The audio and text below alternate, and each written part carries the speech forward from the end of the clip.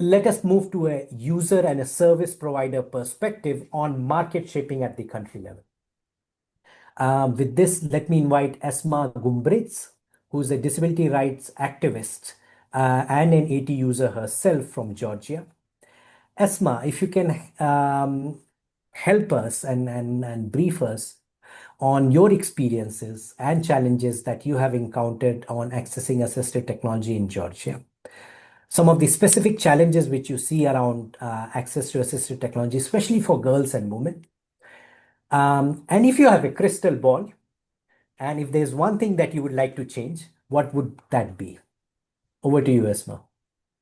Thank you very much for this question, and I hope I'm being heard quite well. And thank you for giving me the floor. So first thing is I will be mainly focusing on the white cane, just because this is the only assistive device so far that the central Georgian government funds for the blind people. According to the WHO's reports from the 2023, only, it's the only out of 14 provided devices. It's the only one provided for the blind persons, while 11 different devices are provided for persons with mobility impairments. So there is already a recommendation that assistive devices for blind and partially sighted persons should be more diversified. I know that in few different municipalities, other smaller devices such as audio thermometers or tonometers or glucometers are also funded, but there is a debate whether or not these are assistive devices or medical devices, and this is one of the barriers that hinders the provision of them on the central level, as far as I'm aware. We are provided a standardized types of white cane. There is a possibility to choose between the different lengths of the cane to adjust for person's height.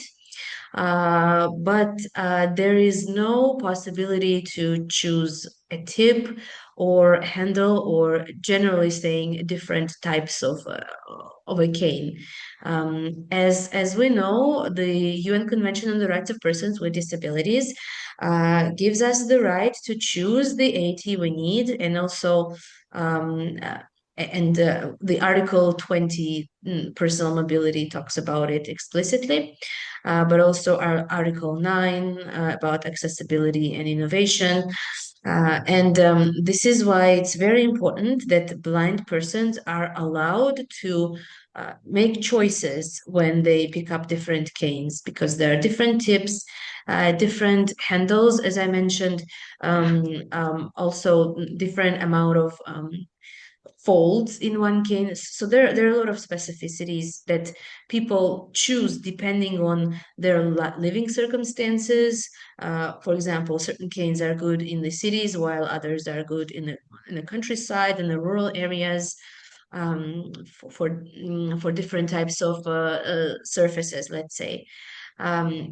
When people are given the white cane in Georgia, there is also a minor training attached to it. But me personally, I was not really able to benefit from it because I already was given some mobility and orientation training abroad while studying. So I didn't need like a basic training. This is something more suitable for first-time users. And my suggestion for all the countries is that instead of calling it a training that is attached to the white cane provision, it probably is more suitable to call it a fitting process. Because in the fitting process, you, as a user, you could be exposed to different types of canes, and you would be able to choose which one and which, I don't know, tip and other accessories suit your needs more, and you could be consulted on this. um, However, we should not underestimate the importance of training. But the training is to teach someone mobility and orientation from scratch.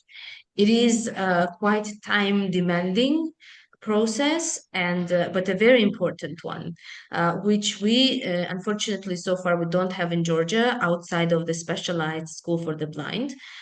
So if an adult loses the vision, or for instance, for me, I was not provided mobility and orientation training during my school years because I'm older relatively. So I needed to learn it somewhere else. And in my case, I was lucky enough uh, to be able to study abroad and receive this training. However, of course, most of blind and partially sighted persons are not. So it's important that this training this is included and state funded because this would actually mean lower state spending on personal assistance services. What I see currently in Georgia happening is that most of the blind persons are requesting personal assistance. There are long waiting lists because obviously the state resource cannot fulfill the whole demand for the personal assistance. But most of these people, if they have been taught on time, they would be able to be more independent and rely less on the personal assistance and require less hours, maybe, of personal assistance. I don't know any country in Europe where blind persons are fully relying on a state-funded personal assistance. It's this kind of service usually is requested ad hoc in emergency situations, maybe for a few hours a week, not to accompany a blind person everywhere. But this is because they are given appropriate and individualized, tailored AT, assistive technology, and also are also provided with the training um, that teaches and empowers them to be more independent and to use it more. Um, because together with the training, I think it's the counseling is also very important, the psychological counseling, especially for persons who lost their vision recently in the adult age. Because unless these people find courage, find emotional resources to dare and start independently, it is very hard to persuade them that this is possible. And this would create more demand for the white canes, because right now we are in a sort of a vicious circle where we do need individualized and tailored white canes. However, the demand is quite low, and because the demand is quite low, it's hard to let's say rearrange the state programs in a certain way.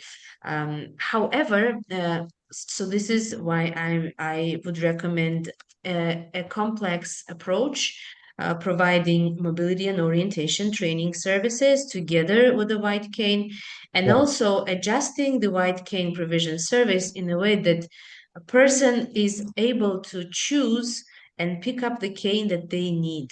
And in this situation, we may need also to have a co-funding mechanism, which could also be very good for more expensive AT in perspective, and a very important one, because some blind persons may choose to have canes that go beyond the state provided limit.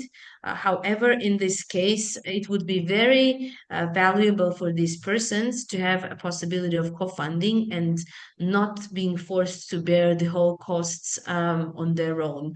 I Right. mean, the costs of the white canes vary from a few dozens of dollars to a few hundreds of dollars. Also, of course, the transportation and shipment costs are to be Right. bared in mind. And there, of course, might be some difficulties in accountability. However, I believe this could be addressed and solved by the government officials. And when we talk about the gender aspect, I would say, and again, this is why mobility and orientation training, but also psychological counseling is Mm. important to actually encourage female persons, women to use the assistive technology, is because due to the generally existing traditional gender roles, many families are very worried about women with disabilities who will be going out in the streets alone, relying only on the assistive technology, and who can become victims of sexual harassment of some sort. And in this aspect, of course, there is a difference, not in the AT access itself, but in the attitude towards women using the AT and moving around. I Right. would stop here. Thank you very much, and I'm looking forward to any questions.